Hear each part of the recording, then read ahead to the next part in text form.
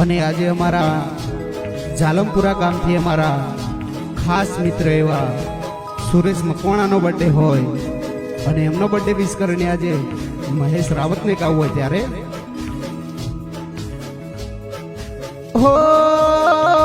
એવી પ્રાણથી સે પ્યારી તારી દોસ્તી, એવી પ્રાણથી સે પ્યારી તારી દોસ્તી,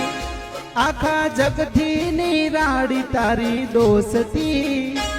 એવી રામ લગણની આ જોડલી,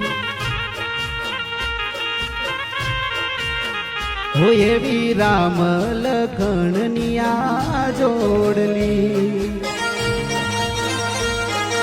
હે આખા જગથી નિરાળી તારી દોસ્તી,